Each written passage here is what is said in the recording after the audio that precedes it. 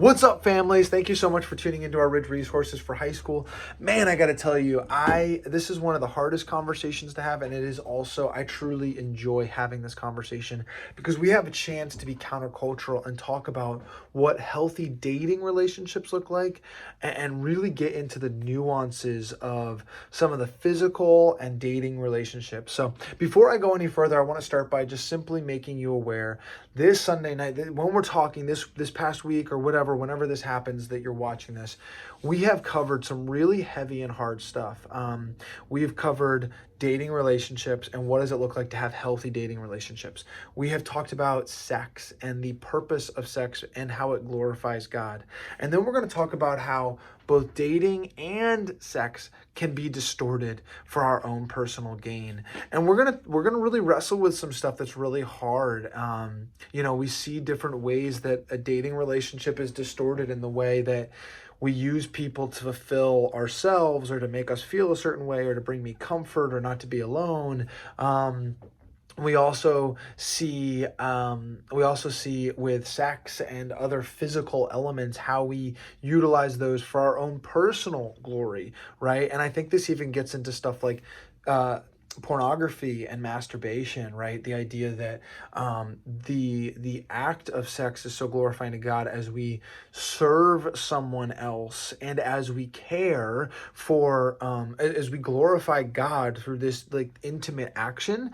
It really is a beautiful thing within the covenant relationship of marriage. But when it's taken outside of that, it's distorted and it's used for our own personal gain and even worse so sometimes it's at other levels of distortion where we're not it's not intimacy with another person, but it's intimacy with ourselves, like masturbation or pornography, where all of a sudden it's all about how do I make myself feel like I'm good. And actually inadvertently in this process we shift our focus from glorifying God through serving our spouse in a covenant relationship to serving ourselves through means that please us, and we are God in that scenario. And so we're going to wrestle through that with our students and really process that.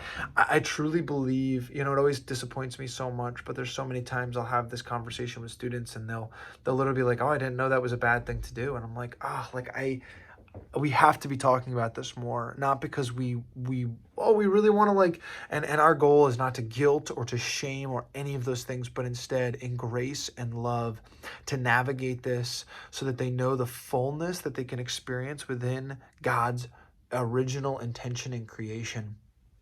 Does it always work out that way? No. There are mistakes made, there's sin, but it doesn't change that we can be forgiven and God still receives us arms wide open. So we're going to be getting into a lot there, and that's a lot to process. I would say as a parent or guardian or whatever role you're in, if you are uncomfortable with us getting into those waters, I so encourage you to have this conversation on your own, to hold them out of student ministry, not to process this with them there, but instead to have it on your own. I guarantee you, well, I don't want to say guarantee, but I would assure you that this conversation is taking place in an avenue of their life, that they have questions and they want to wrestle and they want to talk about it, and they need people who are open and honest with them and willing to navigate that. So we're definitely going to be doing that this next week and processing that a little bit more. Just pray that you would be praying for us, that God would work and that ultimately his kingdom would be glorified. So thank you guys so much. If you have any questions, concerns, or challenges, just reach out to me. I'd love to talk to you more. So thanks, and have a great rest of your day.